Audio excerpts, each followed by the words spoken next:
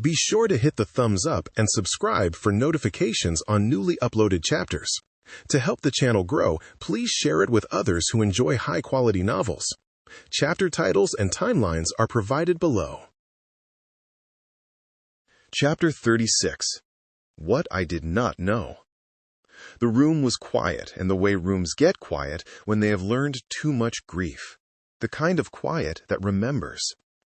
The thin curtains let in a narrow line of light along one wall, but it stopped inches from the bed, as if it knew its effort would be wasted there. James lay stretched out on his back, hands folded across his chest. His eyes were closed, though open or closed made no difference now. Darkness sat behind them either way. A soft breeze slipped through a crack in the window frame, carrying with it the faint scent of red earth and cut grass. Somewhere in the distance a dog barked once and then gave up. He did not move. There were days when he tried to follow the sounds of the world outside. The rattle of a truck on the road, the call of children playing somewhere down the way. The droning song of insects in the thick heat. On those days, he tried to imagine the shapes that belonged to each noise. He gave them outlines in his mind, colors dredged up from memory, faces he could still see in that private place behind his forehead where sight lingered long after the eyes had given out. Tonight was not one of those nights. Tonight, the only thing he could see was her. Not as she lay in the bed that final morning, though that memory sat close to the surface. Not as she sat on the porch years before with Isaac in her lap. Not even as she stood in the choir loft, young and shy with her hands folded around a hymnal. He kept seeing her as she had been that last night they were together as man and wife.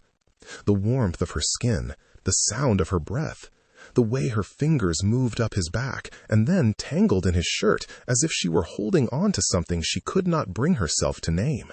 He did not try to push the memory away. He never could.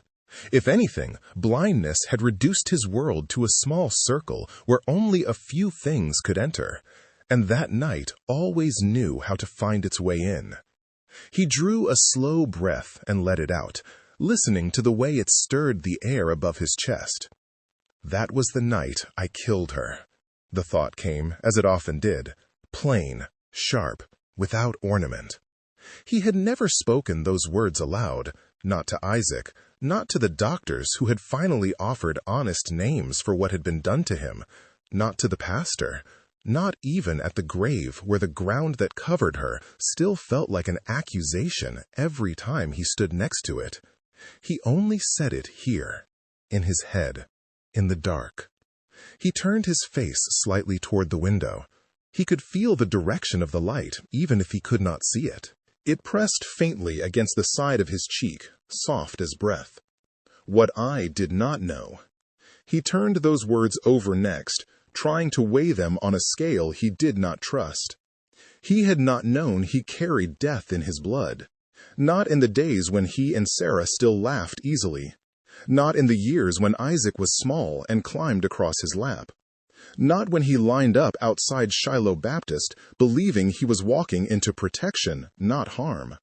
He had not known that the doctors were watching his body with one kind of interest and his life with none.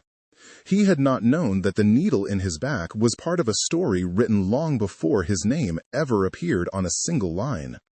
He had not known on that night, when he reached for his wife, that he was reaching with hands that carried a sickness the government had chosen to leave inside him. He did not know, but he could not make that truth feel heavy enough to balance the memory of her last breath. He shifted slightly, the thin mattress creaking under his weight. His joints ached in that deep, steady way that came from age and the long, slow damage of the disease. He flexed his fingers once and then let them relax again. It had been years since Sarah died, but time did strange things around some wounds. The hours between then and now could stretch out like a long road, or snap shut like no gap at all. Tonight it felt like the latter. The ache in his chest was fresh. The questions were too. Why did you not leave her alone? The question came in his own voice. It sounded tired more than angry. He could see that night clearly in his mind. Sarah standing at the basin, washing her hands more slowly than usual. The house, already quieter than it had ever been before, as if some part of it sensed that the number of breaths within its walls would soon reduce. Her eyes following him with that look she sometimes wore when she did not want to say what she needed, when she hoped he would see it on his own. A look that said she was afraid of something she did not know how to name. He had seen it. He had seen the tired lines on her face, the way her shoulders sagged when she thought no one was looking. He had heard the tremor in her voice even when she tried to be steady. He had known she needed rest and comfort and the simple relief of lying down without expectation. He had known. But he had been afraid too. Afraid of the distance that had begun to grow between them. Afraid that if he did not reach for her, he would lose more than the sound of their shared laughter. Afraid that the sickness in his body and in their lives was building walls he did not know how to tear down. So he had asked, he had reached, he had wanted to hold on to what they had been, if only for a little while longer. He remembered the moment before, the way they lay in the dark, the house settled around them, the quiet a little too loud, his hand on her arm, the warm slide of her skin under his fingertips, her shiver, not from cold, but from something else, fear, fatigue, or maybe the faint part of her that still wanted to feel close to him, even as her body faltered. He had kissed her. He had whispered to her in that low, private voice that never left the bedroom. He had said he loved her. He had meant every word. She had hesitated. He remembered that now more clearly than anything. The slight tightening of her shoulders, the way her breath caught at the back of her throat. Then, slowly, she had relaxed into him. She had turned toward him and wrapped her arm around his neck. She had pressed her face into the curve of his shoulder, as if hiding from something. He had taken that as consent. He had taken it as a gift. He had taken it without knowing that every touch was carrying something into her that would help break her down from the inside. He did not know, but he had still been the path. The thought made his stomach tighten with old shame. He shifted his arm over his eyes, though there was no light to block. Somewhere in the next room he heard Isaac move, the slow, solid steps of an older man making his way through a familiar place, a glass set gently on a table, the soft rustle of a chair pushed back. Isaac had once offered to sleep in the same room, to stay nearby in case his father needed anything. James had refused.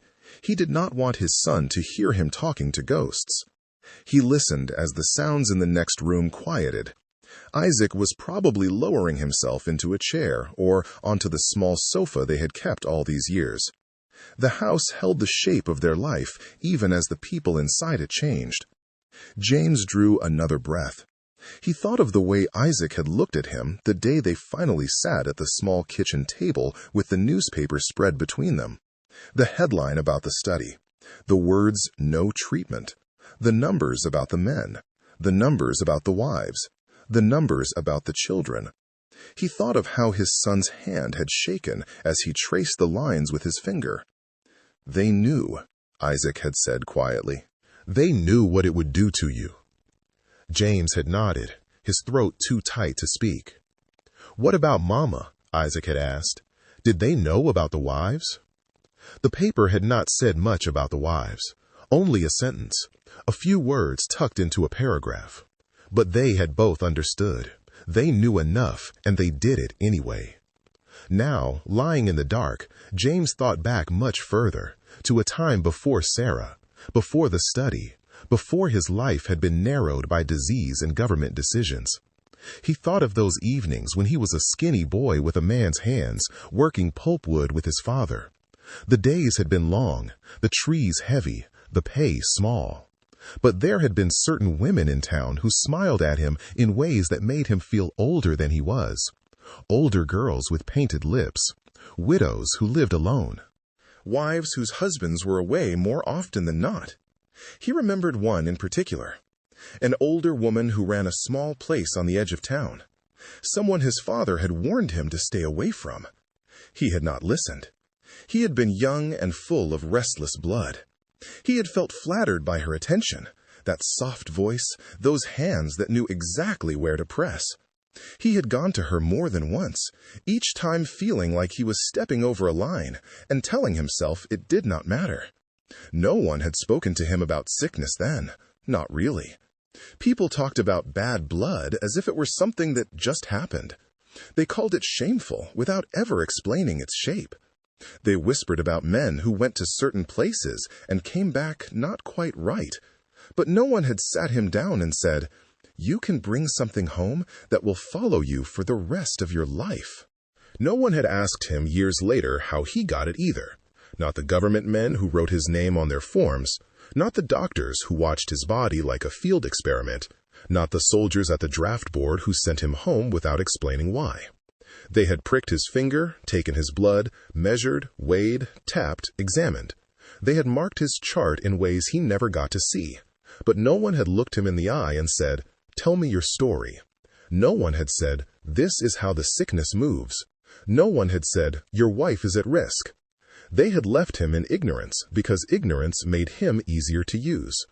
He rolled carefully onto his side, his arms curling around his middle. His joints protested the change, but he did not care. The ache in his chest was louder. What I did not know. He tried to let those words soften the blame. He thought of Sarah again, of the way she had trusted him, of the way she had trusted the church, of the way she had trusted her own sense of right and wrong. She had felt something off about the study long before either of them had the language to describe it. She had asked him questions. He had answered with whatever scraps of assurance the government had fed him. "We are being watched. They are giving us care. They are doing this for our benefit." He had repeated the lines, half for her and half for himself. He had not known they were lies. He did not know. He pressed his forehead against the pillow. "Lord," he thought silently, "you know what was in my heart. You know I did not mean for harm to come to her." The words had the shape of prayer, but they did not float upward the way they used to when he was younger. They stayed close, heavy, as if God were nearby and listening from the corner of the room instead of far off in the sky. Love and harm had walked into the same room that night. That was the hardest part to carry. He remembered how Sarah's hand had rested on his chest afterward, how her breathing had been slow and uneven, how she had pressed her face against his shoulder and whispered, "You and me." He had answered the way he always did, "Together forever." He had thought forever meant the years they would grow old together, the way they would sit on the porch and watch Isaac stride down the road on his way to his own life, the way she would still sing softly in the kitchen even when her hair turned fully white. He had not understood that forever could also mean, "I will carry this night for the rest of my days." He heard the floorboard creak outside his door. A hesitant step. Another. "Daddy," Isaac's voice called quietly. "You awake?" "Yes," James answered. "Come in." The door opened with a small sigh of wood against wood. Isaac's steps approached the bed. James could picture him even without seeing him. Shoulders broad from a lifetime of work. Hair more gray than black now. Lines at the corners of his eyes that were earned honestly from years of worry and laughter both. "Do you need anything?" Isaac asked. "Water, another blanket." "No," James said. "I am all right." Isaac hesitated. "You were talking earlier," he said. "I heard your voice." James frowned lightly. "Talking?" "Yes," Isaac said. "Soft. I could not make out the words." James exhaled slowly. "I was just remembering." Isaac was quiet for a moment. "Do you want company?" he asked. James weighed the question. Some part of him wanted to say no, to keep this night as something private between himself and the woman who was gone. Another part knew that the story of what he carried did not belong to him alone. It belonged to his son, too, to the line that would come after. "Sit," he said finally, "if you want to." He heard Isaac pull the chair closer and lower himself into it. The wood gave a soft complaint, then settled. "It is late," James said. "I know," Isaac replied. "I could not sleep." They sat in shared quiet for a few breaths. "Daddy," Isaac said softly, "sometimes I see you in here, and you look like you are in another place. I always wonder where you go." James considered how to answer. "Sometimes I am back in the woods with your granddaddy," he said. "Sometimes I am standing outside Shiloh. Sometimes I am in the draft line." He paused. "Tonight," he said, "I am thinking about your mama." He heard Isaac's breath catch. "I think about her too," Isaac said, "all the time." James swallowed. "Son," he said quietly, "do you ever wonder how she got sick?" The question hung between them like something sharp. Isaac hesitated. "I have wondered," he admitted. "I have tried not to let my mind go too far, but yes, I have wondered." James nodded, though his son could not see it in the dark. "They told us once," Isaac continued slowly, "that the disease can pass between husband and wife. They said it gently, the way a person tells you something they know will hurt." James let the words settle. "No one ever asked me how I got it," he said. Isaac shifted in the chair. "What do you mean?" "I mean," James said, "all those years. The doctors poking and prodding, the men in offices reading my file, the people from the government asking me to sign papers. Not one of them ever sat in front of me and said, 'James, tell us how this came into your life.'" He gave a small, sad smile. "I do not think they cared about my story," he said, "only what my body could show them." Isaac was quiet. "I have thought about it," James said, "on my own. I have traced my life back, like following a river to its source." He drew a breath. "There was a woman," he said slowly, "long before your mama, when I was younger, working pulpwood with my daddy. She was older than me, paid attention to me in ways that made me feel like a grown man, even when I was still a boy." He shook his head against the pillow. "Back then, nobody talked to us straight about sickness," he said. "They threw words like shame around, but they never said, 'This is what can happen. This is what it can do to you. This is what you can pass on without even knowing.'" Isaac's voice was low when he spoke. "Are you saying you think that is when you got it?" "I cannot know for sure," James said, "but when I look back, that is the place where it feels like the ground started to tilt." He could almost hear Isaac thinking. "I did not know that," Isaac said quietly. "I did not tell you," James replied. "I told your mama once that there were things I was not proud of from before her. I did not go into detail. I saw hurt in her face even at that, so I left it alone." He sighed. "By the time the doctors came around talking about bad blood, it was already in me, long and deep." They could have treated it. They could have helped. They chose not to. He turned his face toward the place where he knew his son sat. "When your mama got sick," he said, "I did not understand how all the pieces fit together. I only knew she was fading. I only knew I had made love to her that night because I wanted to feel close to her, because I wanted to remember what we were before all this. I did not know I was carrying death to her with my own hands." Isaac made a small sound, somewhere between a breath and a groan. "Daddy," he whispered. James felt his throat tighten. "I did not know," he said again. "If I had known, I would have slept in the yard before I would have touched her. I would have built walls between us and never climbed over. I would have cut off my own hands before I let them bring harm to her." His voice shook. "But I did not know," he said. "I was ignorant, and men in suits and white coats chose to keep me that way." Isaac stood. James heard the chair legs scrape against the floor. A moment later, the mattress dipped as his son sat gently beside him on the edge of the bed. A warm hand found his shoulder. "Daddy," Isaac said, his voice thick, "you loved her. Anyone who knew you could see that. I grew up in that house. I never once saw you raise a hand to her. I never once heard you speak to her with anything but respect." James swallowed. "Love can still harm," he said. "Yes, Isaac said slowly. But there is a difference between harm you mean and harm you do not see coming because someone else kept you in the dark. His hand squeezed James's shoulder. You did not choose this disease. You did not choose for them to track it instead of treating it.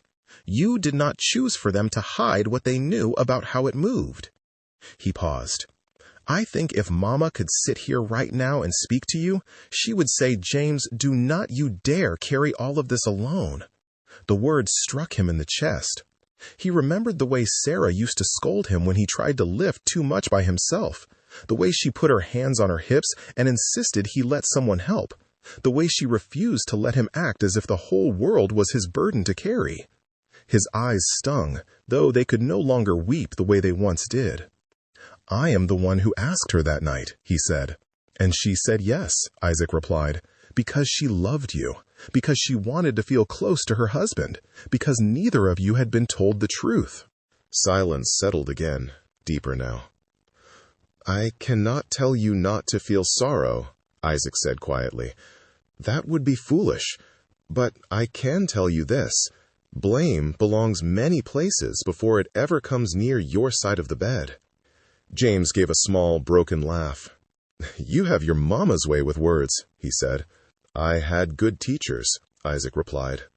They sat together in the dark for a while longer, the weight of the room shared between them instead of resting all on one chest. At length, Isaac patted his shoulder. I should let you rest, he said. We have a long day tomorrow. James nodded. Yes, he said. I know. He heard Isaac stand, felt the bed rise as the weight left. The footsteps moved toward the door, then paused. Daddy, Isaac said.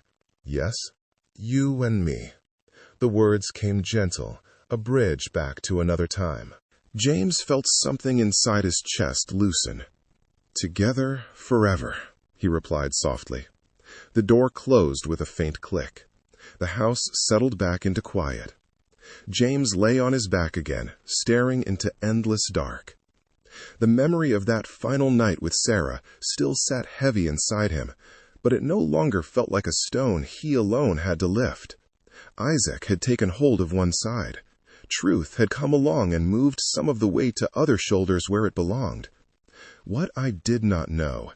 He turned the words over once more and felt something shift. Not absolution. That was too clean a word, but a kind of weary mercy. He let his thoughts drift back to Sarah, not to that last night, but to her standing in the doorway years before, apron on, sunlight at her back, smile easy and unforced. He pictured her reaching for him with that familiar look that said he was home. In the dark, he reached back. I loved you, he whispered. I did not know. I am sorry. The room did not answer, but somewhere inside the silence, in the place where memory and hope touched, he sensed that she understood. He drew in a long breath and let it out slowly. Outside, the night carried on over Macon County. Crickets sang. Leaves moved in low conversation. The world turned, bearing scars that could not be erased, and love that refused to die. James closed his eyes, even though it made no difference, and allowed sleep to creep in at the edges. For the first time in a long while, when he dreamed of that final night, he saw not only the moment when everything went wrong, but also all the nights before it when love had been simple and unshadowed. What I did not know had hurt the woman he loved. What he did know now would honor her for as long as he breathed. He let that truth settle in his bones, and in the darkness that was his constant companion, he felt a small measure of peace slip quietly into the room and sit down beside him until morning. Chapter 37. The Years the World Could Not See. Time did not move through James's life the way it used to. The days no longer marked themselves with sunlight or shadows. The seasons passed without their usual colors. Spring no longer brought the first green shimmering across the fields. Summer no longer arrived with its blistering glare. Autumn did not lay down its gold. Winter did not turn the mornings white. The world shifted and lived and breathed, but James only felt it as changes in temperature or in the way the air smelled. He lived inside a darkness that neither deepened nor lifted. It was its own kind of season, one that no calendar recorded. The year after Sarah died was the hardest he had ever known. He moved through it as if he were carrying a weight that never set itself down. Isaac stayed close, always watching him, always ready to take his father's arm when they walked. The boy had grown quieter, older in ways that did not match his age. There were mornings when he wrapped his small hand around James's wrist and guided him to the table with a steadiness that felt both comforting and painful. "You are walking too close to the wall," Isaac would say gently. "Come this way, Daddy." James would nod, even when his throat tightened. His son had taken on roles no child should have to carry, but he did it without complaint. They buried Sarah on a warm day in April. The choir from Shiloh Baptist sang her favorite hymns. The women of the church brought casseroles and pies and fresh bread to the house afterward. They filled the kitchen with murmured prayers and soft voices. James sat in a wooden chair in the corner, hands resting in his lap, and tried to hold himself steady while people touched his shoulder and told him she was resting now, that she was with the Lord, that she was at peace. Peace felt far away to him then. Once the dishes were cleared, the guests went home, and the sun slipped behind the trees, the house returned to its familiar quiet. Only now, the quiet felt heavier than before. It pressed against the walls, filled the hallways, and settled into the corners.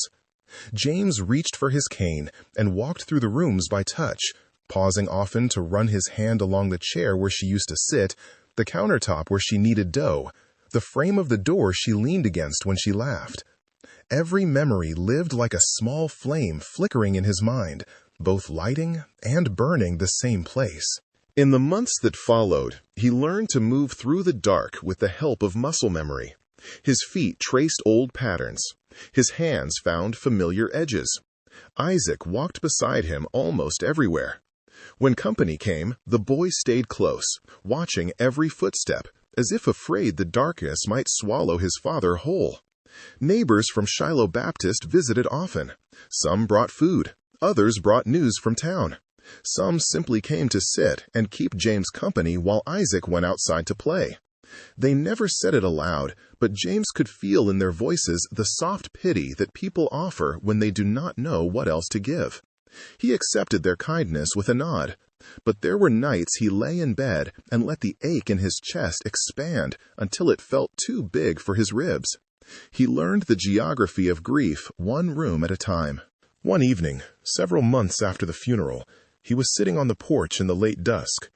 Isaac sat on the top step, rolling a small rock back and forth in his hands.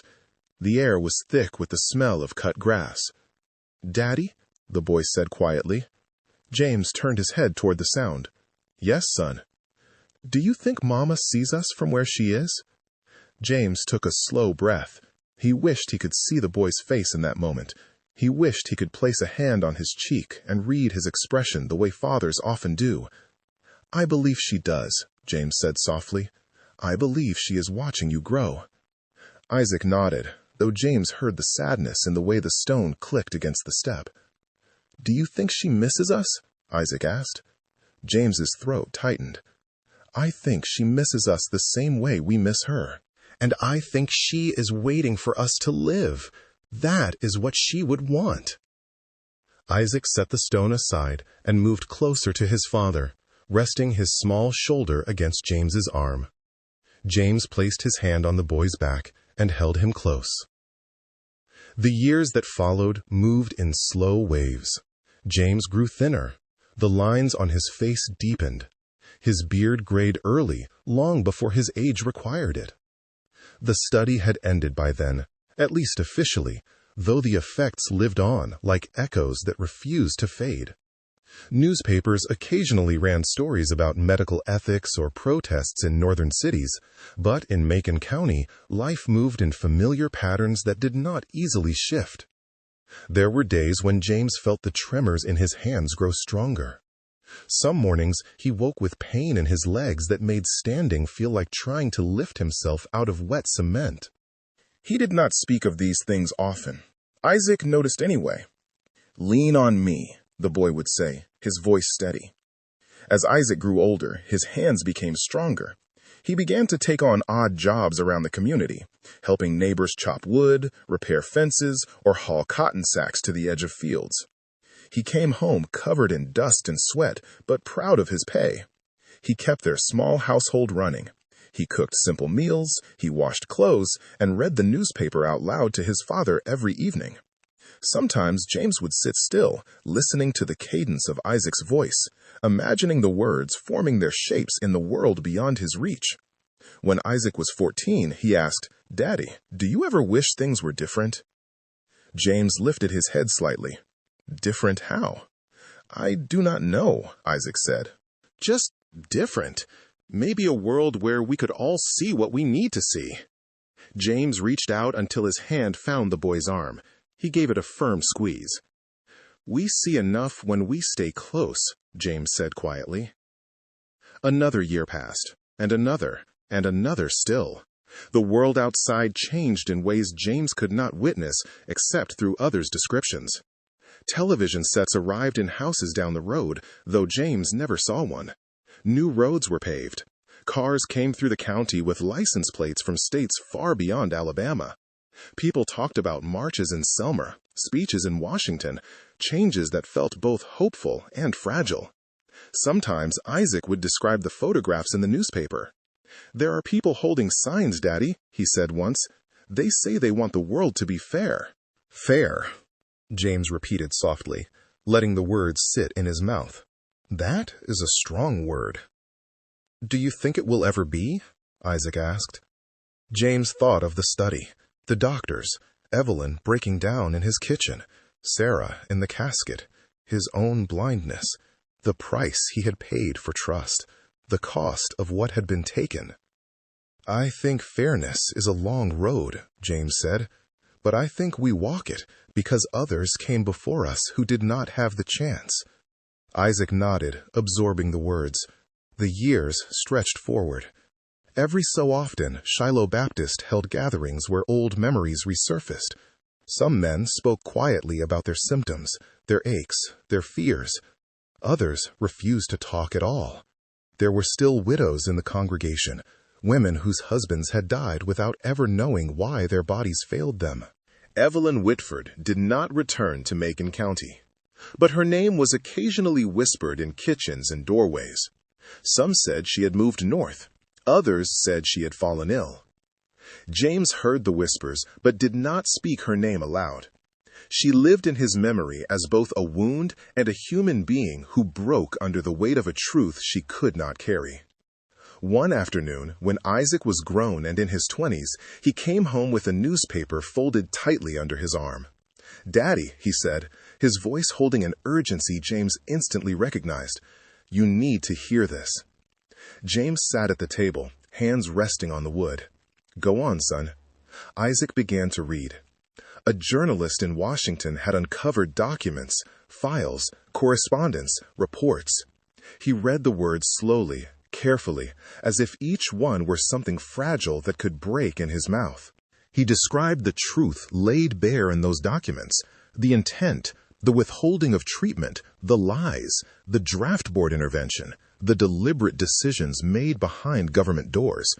James felt each sentence strike like a blow. Isaac kept reading. The article named Macon County. It named the study. It named the years. It named the men. James listened with his head bowed, fingers gripping the edge of the table. His breath grew shallow. At times, he felt he might stop breathing altogether. Isaac paused when the article reached the part about wives becoming infected. There were wives who suffered, Isaac read, voice tightening. Their names were never listed among the subjects. Records show they were not counted. Many became ill. Some died. Silence washed over the room. Isaac swallowed hard and lowered the paper. "Daddy," he said softly. James did not lift his head. The darkness around him pulsed with memory. Sarah's face, her trembling hands, her collapse, the way she whispered "together forever" with her last breath. "Daddy," Isaac repeated, voice cracking. James finally spoke, but his voice sounded distant. "They have spoken the truth," he whispered, "but the truth came too late." Time moved differently after that. Other articles followed. Radio programs discussed ethics. Court cases formed. People marched. Investigations expanded. Survivors were interviewed. Cameras appeared in towns that had never seen a reporter before. One afternoon, a letter arrived. It bore an official seal Isaac recognized. "Daddy," he said, unfolding the envelope slowly, "they want you to come to Washington. The president is going to speak." He wants the men who lived through this to be there. James sat very still. His hands trembled. "For what?" he asked quietly. "A public apology," Isaac replied. A long silence passed.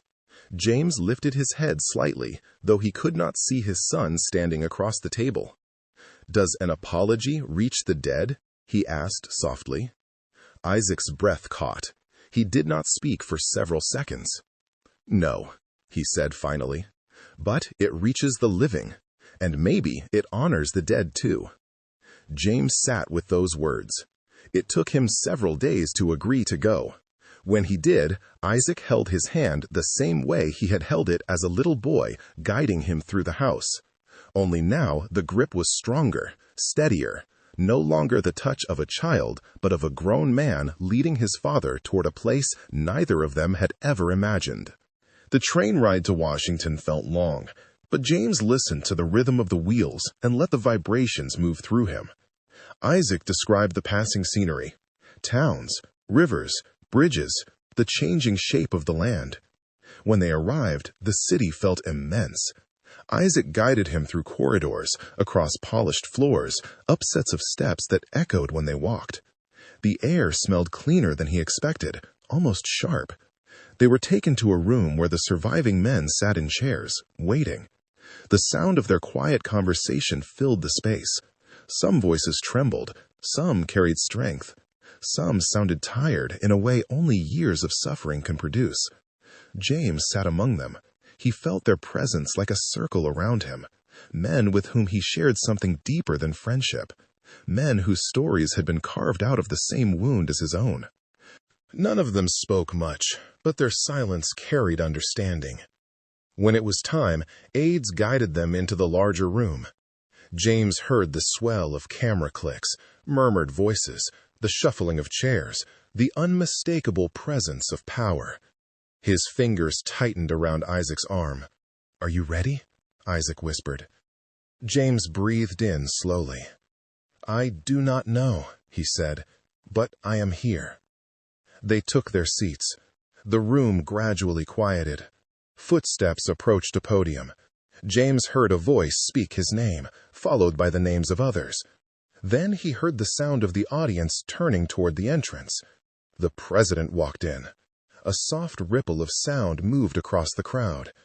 James kept his eyes lifted, not because he could see, but because he wanted to face whatever came next with the steadiness Sarah always admired. Isaac touched his arm lightly. "He is at the podium now." James nodded. A silence settled, and the president began to speak. Chapter 38. The Presidential Apology. The room was full of light. It poured in through high windows and slid across polished floors, catching on the frames of cameras and the edges of reporters' notebooks. Crystal chandeliers hung above like frozen stars. The air held that bright, controlled quiet that settles over places where history is expected to happen. The aides guided James carefully toward his seat. At 91, his body was fragile, but still carried a quiet, unmistakable dignity. Isaac, 71, and steady as the boy who once led his father through the hallway after Sarah died, held his arm as they moved through the bright room. The light was loud, almost too sharp for a man who lived in darkness, but James lifted his face toward it anyway, sensing something important in the air, something the country had waited too long to say. They sat in the front row. James could not see the people around him, but he could hear them, breathing, shifting, whispering. The weight of the moment pressed gently against his skin. He felt Isaac's hand resting on his arm, steady and warm. Then the room quieted. Footsteps approached the podium, and the president began to speak. "Today," he said, "the United States of America acknowledges a great wrong." Isaac's hand tightened slightly. James bowed his head. "For 40 years," the president continued, "the government of this country deceived its own citizens. Men were misled. They were denied information, denied treatment, and denied dignity. What was done was deeply, profoundly, morally wrong." The words moved through James like a current, not loud, not dramatic, just steady and real. Sarah's face rose in his mind. Isaac as a small boy, his own mother, his father, the line of men outside Shiloh Baptist waiting for the government that would betray them. "For too long," the president said, "the silence around this injustice added to the pain. Today, we end that silence." James inhaled slowly, letting the moment settle. "To the men who lived through this," the president said, "to the wives who were affected, to the children who suffered without knowing why, to the families who carried grief they did not earn, the American people are sorry." James felt his breath catch. The room blurred in a way even a blind man could feel. "We cannot undo what was done," the president said, "but we can say, with the full weight of this office and this nation, that what happened was shameful, that it was racist, and that it was wrong." A quiet sound came from one of the other men seated nearby, a tremble, a soft sob. Isaac leaned closer to his father. "You hearing it, Daddy?" he whispered. James nodded. His voice trembled. "I hear it." The president went on, speaking of responsibility, of reforms, of national healing. But James drifted somewhere else, not away from the words, but deeper into them. He saw Sarah, or rather, he felt her. He felt her laugh, her warmth beside him in the bed, the way she would touch his arm when she wanted his attention, the way her last breath had sounded in the quiet of their home, the way she had whispered "together forever" as the world slipped from her hands. He had not known then that their love had carried death with it. He had not known what the government had taken from both of them long before that night. "Today," the president said, "we honor your courage, we honor your resilience, and we pledge that this will never happen again." Isaac placed his hand over his father's. James opened his sightless eyes, lifted his face slightly toward the sound of the president's voice, and let the truth wash over him at last. It did not heal him, it did not bring justice, but it named the wrong. And sometimes naming the wrong is the first step toward peace. When the applause rose around him, James did not join. He sat still, breathing slowly, feeling the steady pulse of his son's hand in his own. He had been seen. He had been named. He had been apologized to. And yet, beneath all of that, something remained unchanged. Sarah was still gone. She still lay in the ground back in Macon County, under a stone that did not say how she had died. The apology did not make grass grow any greener over her grave. It did not erase the nights when her body shook with fever. It did not smooth away the lines of pain that had gathered at the corners of her eyes in those final weeks. No speech could ever do that. But as the applause faded, he realized there was something the apology did offer him. It allowed him to set his story down in a different way. For so many years, he had carried the weight alone, or almost alone. Even with Isaac by his side, there had been a part of him that existed in isolation, sitting quietly in the space between what he had lived and what the world seemed willing to admit. Now that space had shifted. The country had placed itself, however briefly, in the same room as his pain. He exhaled, a long, slow breath that seemed to come from somewhere deeper than his lungs. The ceremony moved on to a closing prayer. Then aides appeared, guiding the men gently from their seats to a place where they could meet the president in person. When it was James's turn, Isaac stood and helped him rise. Hands reached for his, steady and respectful, and led him forward. He could feel cameras nearby. He could sense eyes on him, the way air changed when a room leaned in. He heard the soft, polished voice of the president just ahead. "Mr. Turner," the man said, "it is an honor to meet you." A strong hand closed around James's own. The skin was smooth, the grip firm. It was the hand of a man used to greeting many people in a day, but there was an extra care in the way it held James's, a slight lowering of pressure that spoke of caution and respect. "Thank you for coming," the president said. "Thank you for allowing us to say these words while you are still here to hear them." James did not bow his head. He kept it lifted. "Thank you for saying them," he replied. His voice was quiet but steady. "They should have been said a long time ago." "Yes," the president said. "They should have. I am sorry that they were not." James nodded. He did not try to say more. He would not spill the whole of his life out onto the polished floor of the White House. That belonged elsewhere. In the fields where he had worked. In the pews of Shiloh Baptist. In the house where he had loved his wife and raised his son, and felt the study sink its claws into his bones. For now, this was enough. Hands guided him away from the podium and back toward Isaac. His son took his arm again. "Ready to go, Daddy?" Isaac asked softly. James tilted his head, listening to the diminishing echoes of the room. The voices, the movement, the bright corridor of sound that led toward the exit. "Yes," he said, "take me home." They walked together out of the hall and into the brighter noise of the outer rooms. Staff members spoke in low tones. Doors opened and closed.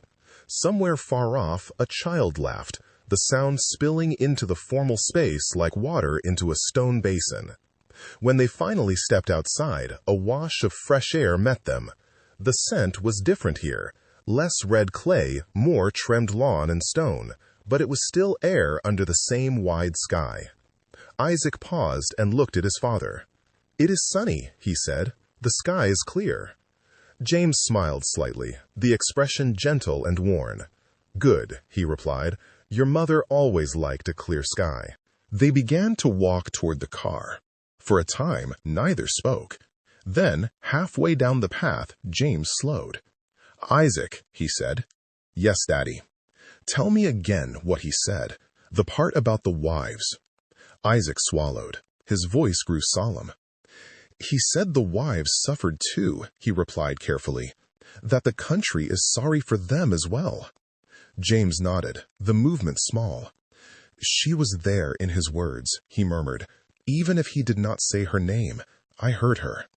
Isaac's throat tightened. "Me too." They resumed walking. A few steps later, James stopped once more. He turned his face toward where he imagined his son stood. He could not see the man Isaac had become, but he could feel the steady strength in his arm, hear the maturity in his voice. He knew the boy he once guided now led him. "Son," he said softly. "Yes, you and me." The words came out rough, as if pulled from a long way down. Isaac's breath caught. He looked at his father, at the faint smile on his face, at the wet shine gathering at the corners of his sightless eyes. He understood immediately. He had heard those words all his life, spoken in the kitchen, on the porch, late at night between his parents when they thought he was asleep, whispered in his mother's voice as a blessing, spoken by his father as a promise. He swallowed and stepped a little closer. "Together forever," he answered. The words did not erase the years. They did not close the wound. They did not rewrite what had been done in the name of science and country. But they joined something. They stitched one generation to the next in a quiet line of loyalty that no study could chart and no government could claim. As they walked away from the white columns and manicured lawn, James carried many things with him. The apology, the memory of Sarah in the dark, the knowledge that the truth had finally been spoken aloud. But more than anything, he carried the feel of his son's arm beneath his hand, guiding him forward, step by careful step, into whatever remained of the life that was still his. He could not see the path ahead. He did not know how many days were left to him. What he did know with a clarity that reached beyond sight, was this: love had outlived the study. Love had outlived the lie. Love had outlived even the darkness. You and me, together forever. He whispered the words in his heart, and for a moment, in the deep, quiet place inside him where memory and hope still met, he felt Sarah walking beside them, counted at last in a way no government file could ever measure. Chapter 39. Together at Last. The house had been quiet for months, but tonight it felt different. There was a softness in the air that did not belong to sadness or age.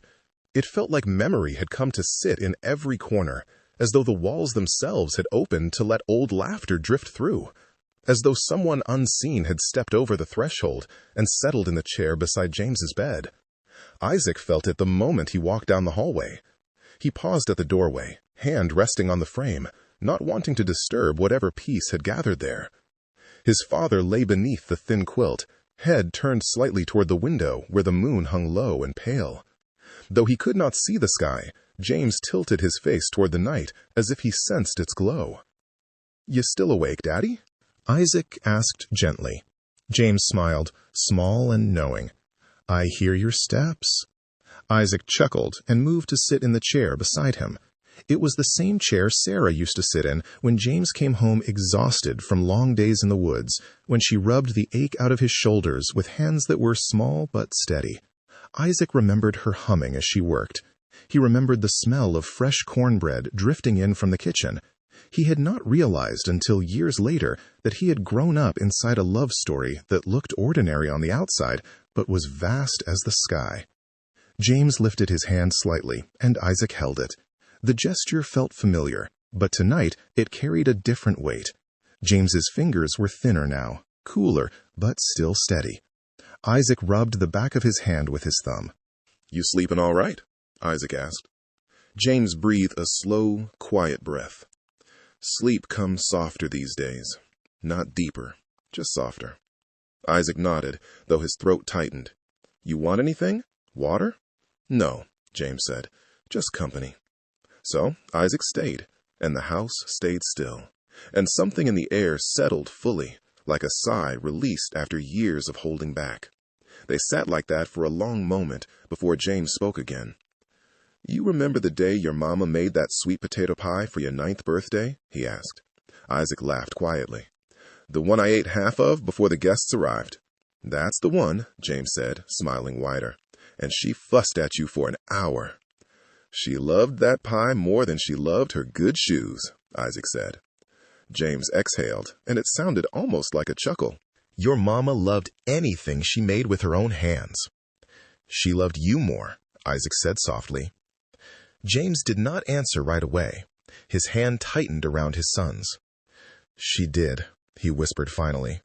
"And I loved her, more than I ever knew how to say." Silence slid into the room again, but it was warm, the kind that holds rather than presses. Isaac leaned back. "Tell me something about her," he said. "Something you have not told me before." James let out a thoughtful breath. "She had a way of touching my arm when she wanted my attention. Gentle, never grabbing, just a little brush of her fingers. I could be in the worst mood in the world, and one touch from her would settle everything." Isaac smiled. "I remember that." "You were too young to remember everything," James said softly. "But you felt it. She had that effect on all of us. Even the house felt calmer when she walked through it." Isaac swallowed. "What do you miss most?" James paused, not because he needed to find the memory, but because he needed to choose just one. "The sound she made when she breathed in her sleep," he finally said. "Not a snore, just a little sound of being alive beside me." Isaac felt his eyes burn. James's voice softened more. "I used to wake up and just listen, like it was proof that the world was still all right." The room grew still again. The moon climbed a little higher. "Daddy," Isaac said, voice low, "do you ever feel her near you?" James turned his face toward him. "Every day," he said, "especially at night. It is like she sits right there at the foot of the bed. Quiet, patient, like she is waiting on me to finish whatever I need to finish. Isaac nodded slowly. I think she is.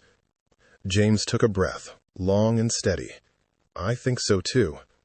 He did not need to say more. The truth hung between them without needing a name.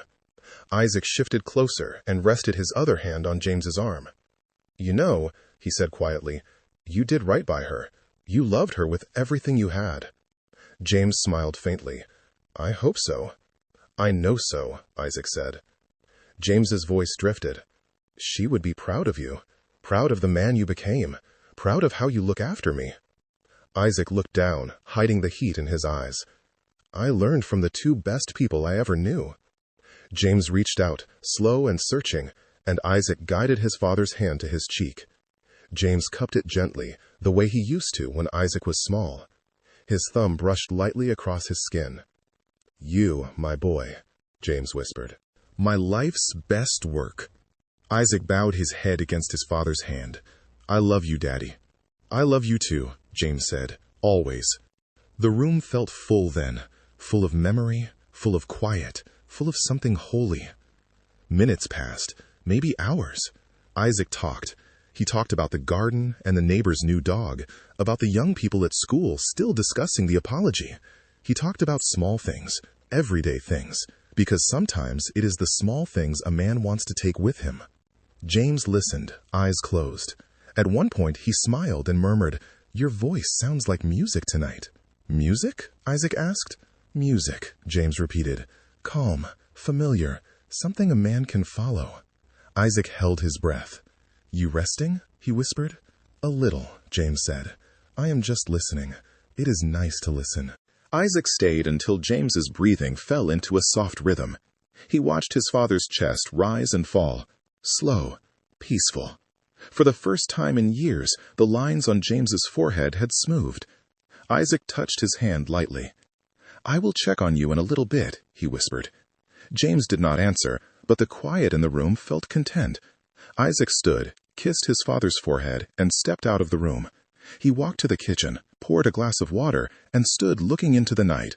Something inside whispered to check on his father again. He waited 10 minutes, then 15. At 20, he walked back to the room. He stepped inside softly. Daddy? He called gently. James did not move. Isaac came closer, placing a hand on his father's arm. The skin was cool. Daddy? He whispered again. Daddy! There was no breath, no movement, only peace. Isaac stood still as the truth settled over him like dusk settling on an empty field, gentle and absolute. He sat beside the bed and took his father's hand. You did it, he whispered. You made it home. Go on, go find her. His voice cracked. Tell her I said hello. The funeral home honored James's wish to be cremated. 1 week later, Isaac stood at Shiloh Cemetery in Notasulga, the place where his mother had once sung in the choir, where Sunday mornings felt like heaven pressing close, where potlucks and fish fries had filled the air with laughter and frying oil and gospel harmonies. This was where they met. This was where they prayed. This was where everything began. And now it would be where everything ended. The caretaker stepped aside as the earth was opened. Sarah's casket rested beneath the soil, unchanged by time except for the years carved around it. Isaac held the urn to his chest for a long moment. He never stopped loving you, he whispered, not for a single breath. He lowered the urn into the space beside her. For a moment, he rested his hand on the earth, murmuring a prayer only they would ever hear. And then he looked around and understood something deeper. Just a few feet away rested his father's parents and Sarah's parents, generations nestled beneath familiar cedars, a full circle, unbroken at last. The casket was closed again, 2 lives reunited. Days later, the new headstone arrived, a polished gray granite stone cut from the same Alabama rock that marked so many graves across Shiloh's gently sloping grounds. It stood a little taller than the others, but carried the same humble dignity that defined this sacred place. Sunlight caught the flecks of quartz in the stone, making it shimmer like morning dew across the cedars. The edges were smooth, but the lettering was deep and deliberate, carved by hand in the old local style. No ornamentation meant to impress, only honesty. At the top, a small magnolia bloom was engraved, simple and graceful, a symbol often chosen by Shiloh families for women of gentle spirit. And beneath it, the names, finally together. Isaac traced each one with trembling fingers. The stone felt cool, steady, and eternal. When he reached the inscription at the bottom, his breath hitched. James Turner, 1911-1997. Sarah Turner, 1913-1943. You and me, Sarah. You and me, James. Together forever. The breeze moved through the branches above him, soft as a hymn. For a moment, Isaac imagined them walking again through Shiloh's grass in the bright Sundays of their youth. James seeing again. Sarah laughing again. Two souls joined in a place that had held their first steps and now held their last.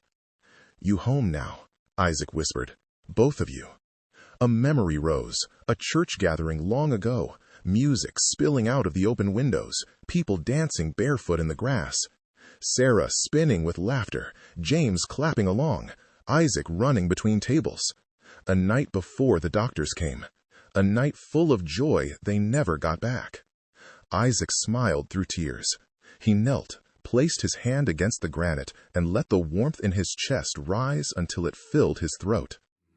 Rest well, he whispered. Walk together. Be together.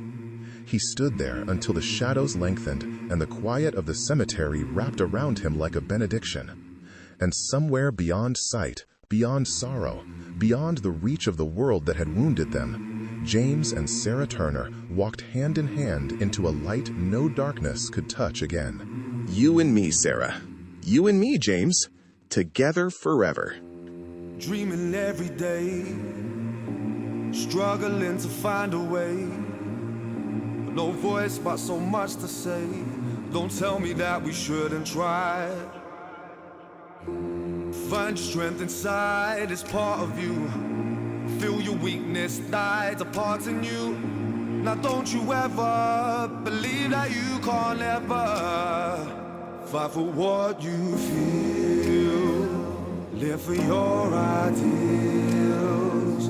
Don't ever kneel to fear, 'cause our time is here. Whatever happened to the world? From these mistakes we never learned. We will rise up so high. Now even after all the hurt, how do we still remain unheard? We will rise up so high. I feel it creep, it deepens, ain't no letting go. Breaking from our shackles, we start to grow. Rise up through the cracks and take control, and battle through the dark to save our souls. There ain't no living in this world we have unless we prove ourselves and take it back. Changing up the system till our final act. We need to fight for what we feel. Live for your ideals. Don't ever kneel to fear, 'cause our time is here. Whatever happened to the world?